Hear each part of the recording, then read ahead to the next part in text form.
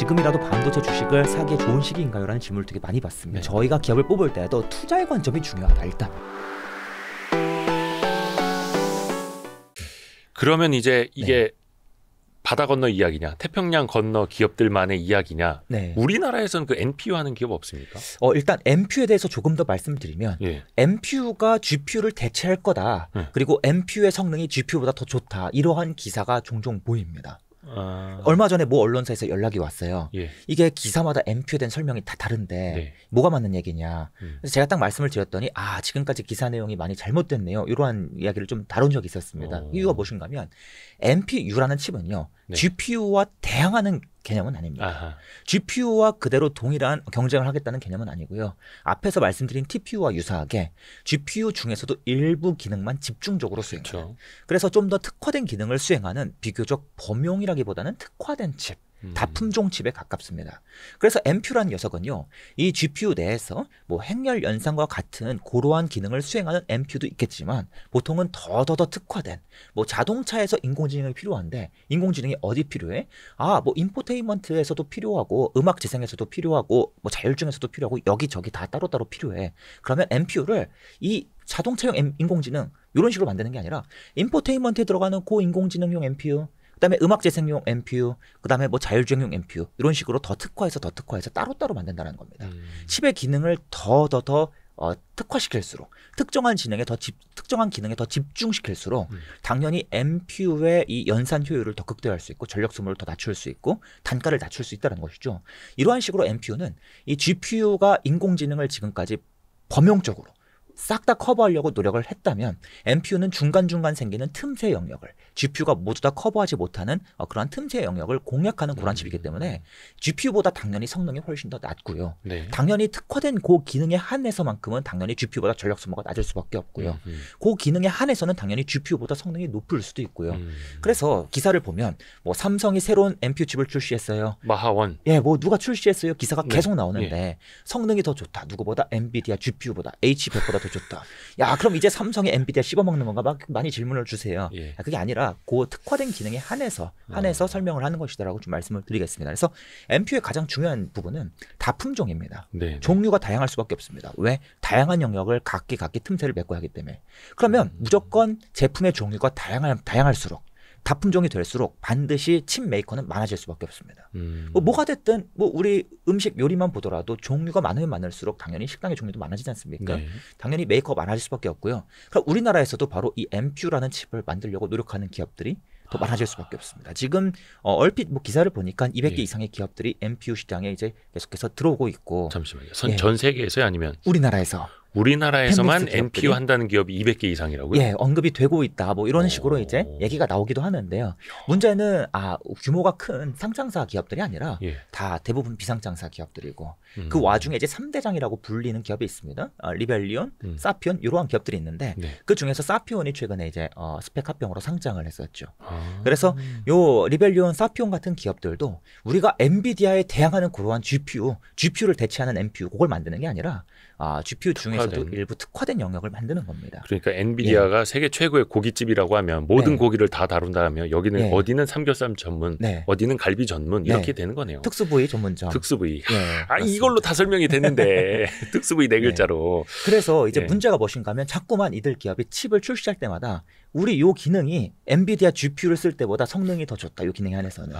전력 소모도 낮다. 이런 식으로 이제 설명을 하는데 성능이 더 좋아. 전력 소모가 낮아? 그러면 이제 엔비디아 대체하는 거 이렇게 생각하시는 분이 많아서 자꾸만 질문을 주시는 겁니다. 근데 항상 그 보도 자료를 쓸 때는 비교 대상은 뭐든지 다 엔비디아입니다. 맞습니다. 저희가 엔비디아보다 유튜브 더 잘할 걸요? 아닌가? 아닌가? 아닙니다. 괜히 까불면 안 돼. 그래서 이 실제로 어떤 일이 있었냐면 이 얼마 전에 리벨리온, 사피온 이러한 기업들에 이제 투자하는 그 비상장 쪽에서 투자하는 딜이 있었는데 모 증권사 임원분들께서 저한테 연락을 주셨어요. 지금 요 각각 기업 1,000억씩 딜을 하고 있다. 우리가 100억, 200억 투자할 건데 투자할 만한 가치가 있는가? 그리고 NPU가 GPU를 씹어먹을 수 있는가? 이 GPU를 이길 수 있는 기업들인가? 실력이 그만큼 있는 기업들인가? 막 물어보시더라고요. 투자할 때. 그러니까 NPU의 개념이 전혀 이해되지 않은 상황에서 투자를 집행한다는 걸 많이 느낄 수가 있었던 거죠. 호두리님 강의를 들어야지 그러면. 사실 강의에서도 NPU를 다루지 않았다면 이번 기본 편에서는 NPU를 다루게 합니다만 아무튼간에 문제가 무엇인가 하면 굉장히 종류가 다양한 그러한 영역을. 그래서 엄밀히는 사실 칩 전체의 성능만 보면 당연히 GPU보다 성능이 훨씬 낮습니다.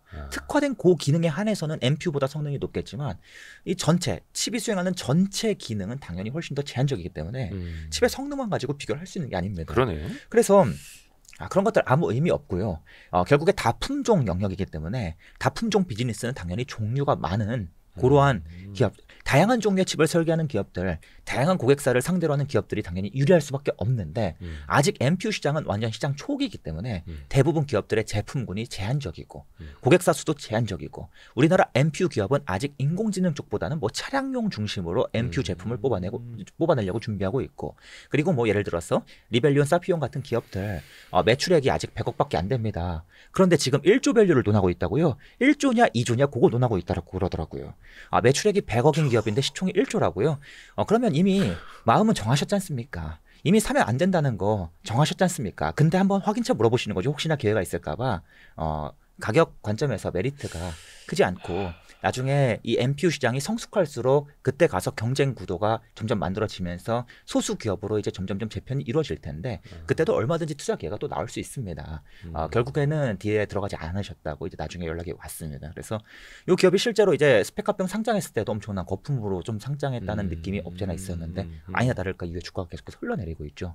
그래서 아쉽게도 NPU 수혜 기업 NPU를 만드는 기업 누가 있으면 많이 물어보시는데 네. 사실 아직은 시장이 워낙 극초기라서 자꾸만 틈새를 파고들고 팔고 들어가는 그러한 초기 단계라서 아직은 현실적으로 투자 관점에서는 조금 우리 주식 투자자들보다는 쉽지 않다. 비상장사 투자자분들 주로 VC나 P죽 즉 앞단에서 우리는 일찍이 성장할 기업을 아주 일찍부터 상장하기 훨씬 전부터 투자하시는 분들 좀 이쪽의 영역이 아닌가. 더 나아가서 좀 엔젤 투자자 같은 분들이 있죠. 엔젤은 천사, 그 천사라고 보죠. 왜? 퍼주는 기부천사.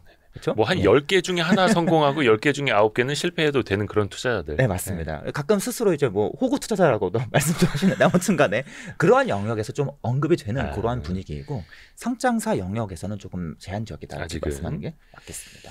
참고로 우리 호돌이님한테는 뭐 IB 업계도 그렇고 자산운용 업계에서도 그렇고 실제로 뭐 CIO 분들도 그렇고 조언을 많이 구하고 있습니다. 예. 그 저한테 왜 물어보신지 잘 모르겠지만 아무튼 연락을 주시더라고요. 그럼 중요합니다. 그리고 또 많이 또 알고 계시기 때문에 해서 그분들에게는 호돌이님의 이제 강의를 들으시라고 밑에 있는 링크 여러분도 밑에 있는 링크를 좀 참고를 해주세요. 네, 홍보 감사합니다. 근데 여기서 진짜 저 궁금한 게 있습니다. 네.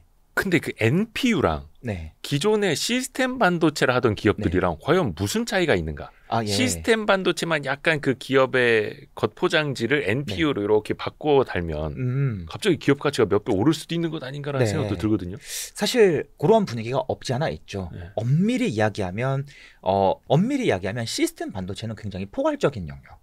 그래서 무언가 연산, 머리 역할을 하는 반도체를 설계한 영역을 시스템 반도체라고 부르는데 대표적으로 뭐 CPU뿐만 아니라 우리 CPU보다 성능이 훨씬 더 낮은 MCU라고 불리는 반도체도 있습니다. 네네네. 밥통에 들어가는 뭐 리모컨에 들어가는 그러한 머리들은 성능이 낮거든요. 네네. 이러한 영역은 이미 굉장히 다품종이 충분히 갖춰져 있고 어버브 반도체 같은 기업만 해도 수백 개 이상 종류의 반도체를 다루면서 다품종화가 철저하게 이루어져 있습니다. 근데 그러한 기업들이 이제 우리 조금 더 약간 조금 설계를 조금 다른 방식으로 해서 인공지능 기능만 좀 특화된 그러한 역할을 수행하는 칩을 설계하자. 그럼 이제 NPU의 영역까지 확대하게 되는 것인데 아무래도 NPU에 대한 이해도가 조금 낮기도 하고 시장에서는 인공지능이라는 타이틀이 붙기만 해도 밸류가 확 오르지 않습니까?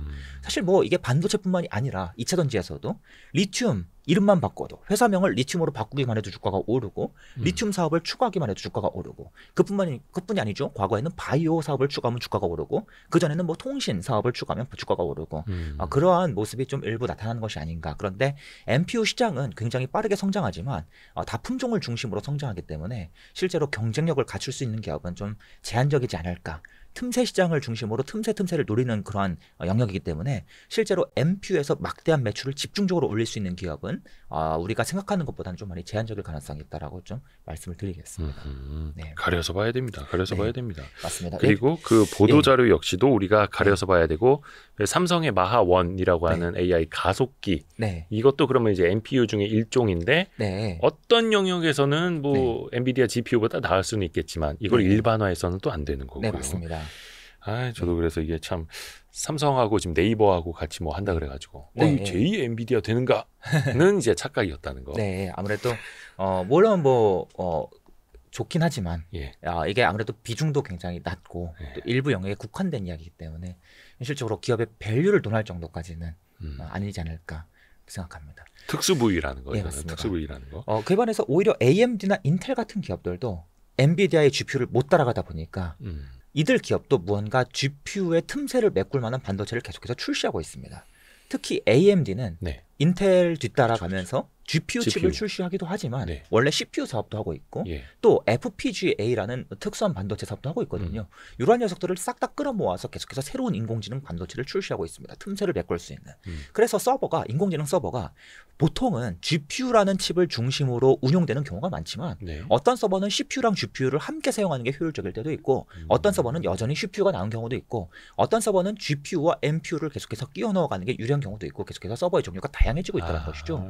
그래서 서버 종류가 다양해지면 틈새가 더 많아지기 때문에 그런 틈새를 어떻게 메꿀지 고민을 하는데 꼭 NPU만 정답이 아니다. 기존의 GPU랑 CPU랑 섞을 수도 있고 GPU랑 NPU랑 섞을 수도 있고 아니면 CPU랑 FPGA를 섞을 수도 있고 이러한 방식으로 인텔과 AMD도 계속 시장을 공략하고 있습니다. 다만 NPU 같은 굉장히 작은 틈새보다는 조금 더 큰 틈새를 노리고 있다라고 말씀드리는 게 맞겠습니다. 그게 AMD이고. 그래서 이러한 칩들을 가리켜서 꼭 NPU라고 부르지 않고 그냥 종합적으로 인공지능 반도체라고 어설프게 부르는 경우도 있어요. 그래서 칩의 종류가 큰 틀로 그냥. 있다. 예, 맞습니다. 그런 모습이라고 보시면 되겠습니다. 그리고 호돌이님이 아까 이야기해 주신 것 중에 하나가 전력 소모였습니다. 그래서 전력 소모 예전에는 그런 거 신경 안 쓰고 그냥 성능 위주로만 때려박았다면 이제는 전력도 신경을 쓸 수밖에 없는 그런 상황 아니겠습니까? 데이터 센터도. 그래서 ARM이 뜨고 있다라는 말씀도 해주셨었고 전력 반도체 쪽으로도 조금 더 포커싱이 될 것 같은데요. 어떤 이슈가 있냐? 실제로 전력 반도체라고 하면 무언가 전력을 분배해 주는 역할. 예를 들어서 우리 스마트폰에 부품이 여러 개가 들어가 있죠. 그들 부품이 하나의 배터리로부터 전력을 공급받습니다. 그러면은 배터리에서 무언가 전력들이 나뉘어 들어가야 합니다. 부품마다 따로따로. 이때 전력을 분배해 주는 역할을 전력 반도체가 수행하고요. 또 이런 경우도 있습니다. 전기차에서 배터리는 직류 전류를 흘려주는데 모터는 교류가 필요하거든요. 직류를 교류로 바꿔줄 때도 전력 반도체가 필요하고요. 그리고 또 전압을 승합시키거나 감압시킬 때에도 300V를 100V로 낮추는 경우 이런 경우에도 전력 반도체가 필요합니다. 그래서 전력 반도체는 전력이 필요한 곳곳 영역에 고루고루 쓰이는 반도체를 총칭하는 개념인데 이 전력 반도체는 당연히 우리 뭐 냉장고, 밥솥 같은 전력이 필요하는 모든 영역에 다 들어갑니다만 주로 가장 저성능 전력 반도체가 들어가고 이 전력 반도체 좀 비싼 녀석들이 그나마 비싸고 좀 중요한 전력 반도체가 쓰이는 영역이 바로 비교적 고전압, 전압이 높은 영역, 바로 어디? 전기차 아니면 신재생 에너지, 뭐 전력 설비 이러한 영역에서 쓰이는 전력 반도체가 좀 약간 비싼 칩이 들어갑니다. 특히 자동차는 배터리의 전압이 300V가 넘어갑니다. 그래서 우리 스마트폰은 이 배터리가 고작 4V 정도밖에 안 되는데 자동차는 300V, 400V 높지 않습니까? 그럼 반도체를 더 잘 만들어 주어야 하고 더 특수한 반도체가 필요하기 때문에 전력 반도체를 만드는 게 더 까다로워지거든요. 보통 이러한 영역에서 고전압 영역에서 쓰이는 전력 반도체를 가리켜서 이제 계속 성장하는 전력 반도체다. 앞으로 무럭무럭 더 쓰임새가 늘어날 것이다. 이렇게 이야기가 되어 왔습니다. 그런데 지금 말씀드렸다시피 전력 반도체는 지금까지 특히 이러한 고사양의 전력 반도체는 방금 말씀드린 대로 전기차, 신재생 에너지 이러한 영역에서 집중적으로 쓰여왔어요. 그런데 어떤 이슈가 있는가? 요즘 전기차 업황이 계속해서 캐즘에 빠졌다고 하고. 캐즘 맞습니다. 캐즘에 빠지고 배터리 주가도 그래서 안 좋고 또 신재생 에너지 쪽도 상대적으로 호황의 분위기라기보다는 그냥 꾸준하고 그렇게까지 특이점이 없는 상황이 지속되고 있다는 것이죠. 그래서 전력 반도체가 아무래도 이 전기차 시장의 분위기를 따라서 주춤하는 모양새가 그려지고 있고 실제로 전력 반도체 사업을 집중적으로 이용하던 기업들의 실적도 최근 들어서 몇 분기 연속으로 역성장하고 있습니다. 그래서 주목을 계속해서 못 받고 있는데 이 전력 반도체가 살아나기 위해서는 당연히 누가 살아나야겠습니까? 전기차가 살아나야겠죠. 그런데 이제는 또 어떤 이슈가 생기는가? 바로 서버에서도 이러한 전력 반도체가 점점 중요해질 거라는 겁니다. 그 이유가 무엇인가? 서버는 어떻게 생겼는가? 커다란 건물이 있고요. 안에 수많은 서랍장들이 잔뜩 설치되어 있습니다. 쉽게 생각해 보실게요. 여러분 과거의 학교 모습을 떠올려 보시면 사물함 있지 않습니까? 학교 건물 전체에 사물함만 한가득 있는 거예요. 복도에도 사물함, 교실에도 사물함밖에 없어요. 그 사물함을 열면 안에 반도체가 잔뜩 들어가 있는 겁니다. 이게 바로 서버의 모습입니다. 자, 그래서 서버는요. 쉽게 말씀드리면 커다란 건물에 수많은 서랍장들이 반복해서 놓여 있는 있는 구조인데 이러한 서랍장 한 칸 한 칸을 조금 전문적인 용어로 렉이라고 부릅니다. 그래서 렉 내부를 열어보면 반도체 칩이 잔뜩 들어가 있는 구조인데 네. 당연히 반도체 칩들이 동작하기 위해서는 계속해서 끊임없이 전력이 공급되어야 합니다. 그쵸. 그런데 문제가 무엇인가 하면 과거의 CPU, 과거의 GPU는 전력을 많이 먹지 않았어요. 기껏해야 뭐 300W, 400W 얼마 안 됐는데 요즘 엔비디아의 GPU만 보더라도 최대로 돌아가면 1000W가 넘어가고 앞으로 나올 다음번 차세대 제품은 뭐 2000W 가까이 될 것이고 이러한 이야기가 들립니다. 훨씬 더 많은 전력을 공급해 줘야 한다는 것입니다. 그러면 당연히 무슨 일이 생기는가? 렉을 업그레이드 해줘야 합니다. 렉이 더 많은 전력 소모를 감당할 수 있도록 설비를 업그레이드 해줘야 합니다. 그리고 이 과정에서 전력이 분배되는 역할, 당연히 전력 반도체가 들어갑니다. 전력 반도체도 더 많은 전력을 감당할 수 있도록 업그레이드가 되어야 합니다.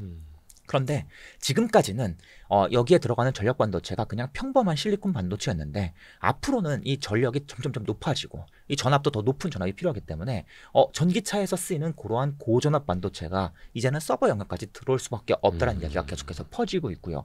바로 이 시장을 선제적으로 인피니온이라는 기업이 계속해서 노리면서 데이터 센터용 고전압 반도체, 특히 고전압을 감당하기 위해서는 기존의 실리콘이라는 소재를 이용해서 칩을 만들 것이 아니라 실리콘 카바이드 또는 갈륨 나이트라이드라고 불리는 SiC GaN 들어보셨을 거예요. 이러한 새로운 반도체 소재를 이용해서 이 칩을 만들어주는 그러한 새로운 변화가 필요하다는 것이죠. 그런 반도체가 지금까지는 전기차를 중심으로만 쓰였는데 앞으로는 서버 쪽에서도 이제 쓰임새가 늘어나기 시작할 것이다. 그래서 인피니온이 선제적으로 이러한 반도체를 출시하고 있다는 것입니다. 인피니온? 예, 맞습니다. 그래서 렉을 열어보면 지금까지는 보통 이 고성능 인공지능 서버 말고 일반적인 데이터 서버를 살펴보면 요만한 공간, 대략 한 요 주먹 조금 안 되는 공간. 그래서 인치 세제곱미터라고 표현해 볼게요. 아무튼 요만한 공간에서 소모하는 전력이 대략 한 30W 정도 됐다라고 하면 이제는 서버가 더 업그레이드 돼서 더 많은 전력을 소비해야 되니까 한 100W 이상은 소비할 필요가 생긴다. 한순간에 전력을 이제 3배 이상 업그레이드가 필요하다는 것이죠. 그러한 전력을 공급하고 또 고전압을 감당해 줄 수 있는 반도체가 필요하기 때문에 이제는 전력 반도체가 서버 영역까지 확대가 될 텐데 그러한 확대가 내일 하루 아침에 뭐 다음 주부터 확대되는 것은 아니고요. 지금부터 1년, 2년 지나면서 점점점 그런 변화가 나타날 것이라고 좀 말씀드려보겠습니다. 그래서 제가 3년 전에 첫 번째 책을 쓸 때 앞으로 암이 서버의 영역까지 침투할 것이다라고 말씀을 드렸는데 그런 변화가 2년이 지나면서 점점점 나타났듯이 이제는 고사양 SiC GaN 이러한 전력 반도체가 특히 SiC 같은 반도체가 서버 쪽으로 점점 침투하게 될 텐데 그런 변화가 내일 당장이 아니라 앞으로 1년, 2년, 3년 점점점 지나면서 점진적으로 나타날 것이다라고 좀 말씀을 드려볼 수 있겠습니다. 전력 반도체는 이제 꾸준히 성장할 수밖에 없는 그런 시장 배경을 또 갖고 있는 거네요. 맞습니다. 그래서 전기차가 다시 한번 또 이제 성장하는 과정에서 전력 반도체가 성장하겠지만 추가적으로 그 시기쯤부터는 데이터 센터도 함께 좀 더 밀어줄 것 같고요. 한 가지는 아직은 서버 업체들은요. 이 서버 업체들은 정말 보수적인 업체들입니다. 그 컴퓨터 업체들이나 스마트폰 업체들보다 훨씬 더 보수적이에요. 잘 안 바꾸려고 그래요. 뭔가 우리가 쓰던 걸 잘 안 바꾸려고 그러고 AMD가 아무리 인텔보다 훨씬 더 뛰어난 CPU를 개발해 갖고 나와도 야 우리는 계속 인텔 쓸래. 서버가 안정적으로 돌아가는 게 중요해. 잠깐만이라도 멈추면 무슨 일이 생깁니까? 카카오톡이 1시간 동안 멈춰버리면 우리나라 자영업자분들 카카오페이 결제한데 결제 시스템 난리나는데 실제로 SK 얼마 전에 그 데이터 센터가 화재가 났을 때 전국적으로 난리가 났지 않습니까? 그러한 걸 가장 싫어하죠. 그래서 서버가 웬만하면 이 전력을 공급해주는 반도체로 잘 바꾸려고 하지 않습니다. 기존에 쓰던 거 쓸래. 더 고전압이 필요해. 그러면 반도체 더 많이 사와. 전력 반도체 더 많이 사와. 그런데 어느 순간부터 이 전력이 점점 더 중요한 이슈가 될 수밖에 없기 때문에 이제는 SiC GaN 반도체가 점점점 검토될 수밖에 없고 계속해서 인피니온 같은 전력 반도체 기업들이 계속해서 이 시장을 공략하려고 준비하고 있다라고 좀 말씀을 드려보겠습니다. 어떻게 보면 이제 안정적인 게 최우선이었던 거고. 네, 그렇죠. 그래서 내일 아침 기회는 생기고. 맞습니다. 그래서 내일 아침 당장 주가가 오르는 것이 아니라 우리가 앞으로 1년, 2년 지나면서 좀 공부할 거리로 삼을 필요가 있는 영역이다. 그렇게 정리하고. 요거 혹시 그 기본편 업데이트 그 강의에도 전력 반도체가 들어가나요? 기본편엔 들어가지 않고요. 심화편에도 아주 일부만 들어가고요.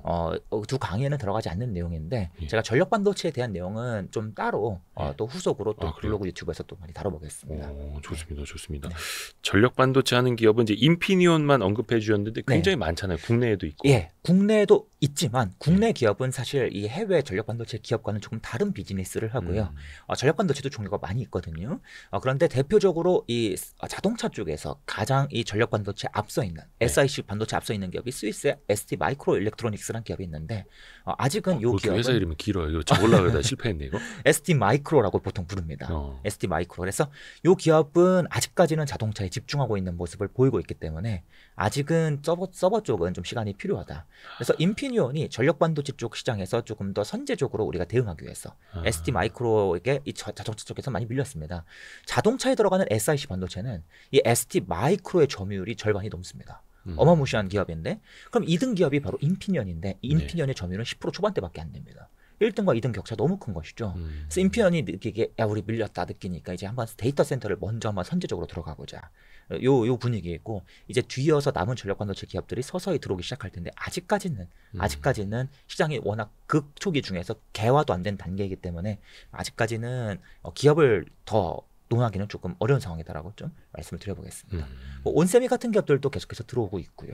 ST 마이크로도 계속해서 준비는 하고 있습니다. 예.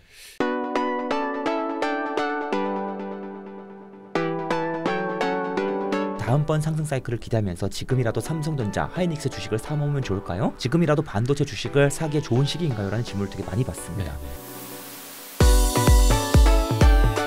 투자자는 투자자다워야 된다. 그러면 저희가 기업을 뽑을 때도 투자의 관점이 중요하다. 일단